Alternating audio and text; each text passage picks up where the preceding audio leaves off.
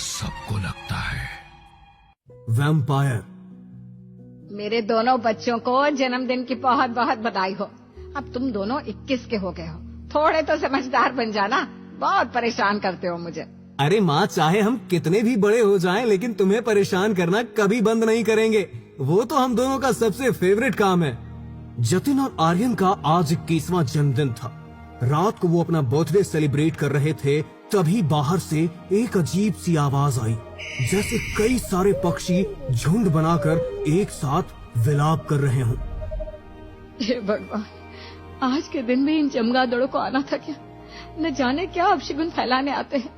पिछले 21 सालों से मेरा दिमाग खराब किया हुआ है। हर अमावस को यहाँ झुंड बनाकर आ जाते हैं। लाओ, मुझे एक डंडा दो, अभी भगा कर आता हूँ। मेरे भाई, वो चमगादड़ हैं, कोई चिड़िया नहीं है जो डंडा देखकर भाग जाएंगे। छोड़ो उन्हें, मुझे तो बहुत नींद आ रही है। मैं तो अपने कमरे में सोने जा रहा हूँ। हाँ, मैं भी चल रहा हूँ। कमरे की खिड़की देख लेना जरा, कहीं कुंडी खुली हो और ये चमगादड़ कमरे के अंदर आ जाए। ठीक है माँ, गुड नाइट। सब अपने अपने कमरे में जाकर सो गए, लेकिन पूरी रात चमगादड़ों का वो झुंड उनके घर के ऊपर मंडराता रहा। गांव का एक आदमी हरीश अपने साइकिल पर वहां से गुजर रहा था, तभी उसका ध्यान भी उन चमगादड़ों के झुंड पर पड़ा। हे भगवान, पता नहीं इस घर में रहने वाले इंसान है या राक्षस। हर अमावस को इनके घर के ऊपर चमगादड़ों का झुंड मंडराता रहता है। यहाँ से तो गुजरने से भी डर लगता है। अगली बार अमावस होगी तो यहाँ से गुजरूंगा ही नहीं। अगली सुबह खिड़की से सूरज की किरणें जतिन और आर्यन के कमरे में पड़ती है। इससे पहले कि उनकी आंख खुलती, तभी उन्हें बाहर से लोगों की चीख सुनाई देती है। दोनों हड़बड़ा कर उठते हैं। अरे, ये किसकी आवाज थी? आवाज तो बाहर से आ रही है। चल कर देखते हैं। जतिन, आर्यन और उनकी माँ जल्दी से दौड़कर घर के बाहर जाते हैं तो उनके घर के पीछे लोगों का जमावड़ा लगा हुआ था और गांव के एक आदमी का मृत शरीर वहां पड़ा हुआ था। उसका शरीर पूरी तरह सफेद हो चुका था और आंखों की पुतलियां भी बाहर निकलकर आई हुई थी। उसे देखकर ऐसा लग रहा था मानो उसके शरीर का कतरा कतरा खून पीकर किसी ने उसे मार डाला हो। हे भगवान, ये सब क्या हो रहा है? इस आदमी का मुर्दा शरीर हमारे घर के पीछे क्यों लेकर आए आप लोग? इसे हम लोग लेकर नहीं आए हैं।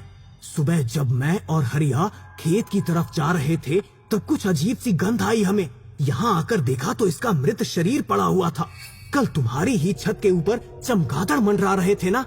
हो ना हो, तुम लोग जरूर कुछ न कुछ तंत्र मंत्र करते हो। फालतू बातें मत करो। आज तक किसी ने देखा है मुझे जादू टोना करते? चुपचाप अपने अपने घर जाओ। शशि ने गांव वालों को धमकाकर वहां से भगा दिया, लेकिन जैसे ही अगली अमावस की रात आई तो फिर से उनकी छत के ऊपर चमगादड़ों का झुंड आकर विलाप करने लगा। न जाने ये चमगादड़ हमारे घर के ऊपर ही क्यों मंडराते हैं। बस इस बार कोई अनहोनी ना हो, वरना गांव वाले न जाने क्या सोचेंगे। आज इसी डर को लेकर शशि को पूरी रात नींद नहीं आई। अगली सुबह उसने घर के पीछे जाकर देखा तो वहां पर कुछ नहीं था। उसका मन थोड़ा शांत हुआ, लेकिन तभी गांव के कुछ लोग दौड़ते हुए गांव की झाड़ियों की तरफ जा रहे थे। अरे, ये सब लोग दौड़ते हुए कहाँ जा रहे हैं मधु? गांव में कुछ हो गया है क्या? अरे, तुम्हें नहीं पता क्या? शशि बहन, गांव की झाड़ियों में वैसा ही एक शव मिला है जो पिछली बार तुम्हारे घर के पीछे मिला था। किसी ने उसी तरह से एक आदमी को मार डाला है। उसका भी पूरा शरीर सफेद हो गया है, जैसे किसी ने उसका खून चूस लिया हो। ये बात सुनकर शशि भी डर गई। अगली कई अमावस तक ऐसा ही चलता रहा। चमगादड़ों का एक झुंड उनके घर पर मंडराता और उसी रात गांव का कोई न कोई आदमी मारा जाता। एक दिन, अरे आर्यन, इतनी रात को तू कहाँ जा रहा है बेटा? पता ना घर के बाहर वो चमगादड़ों का झुंड मंडरा रहा है। इतने महीनों से हर अमावस को किसी न किसी की जान जा रही है।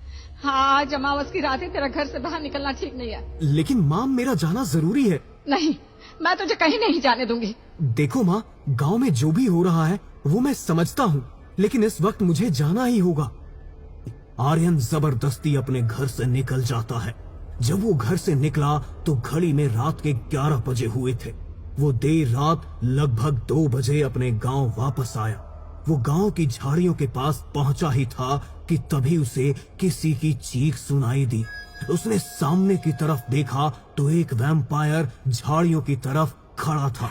उसकी वेशभूषा और शरीर की बनावट बिल्कुल एक चमगादड़ जैसी थी। उसे देखकर आर्यन की आंखें फटी की फटी रह गई।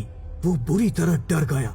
तभी उस वैम्पायर ने उसकी आंखों के सामने उस आदमी की गर्दन में अपने दांत गड़ाकर उसका सारा खून चूस लिया और कुछ ही देर बाद एक चमगादड़ का रूप लेकर वहां से उड़ गया। इसका मतलब गांव में जो खून पीने वाले राक्षस की बातें हो रही हैं, वो बिल्कुल सच है।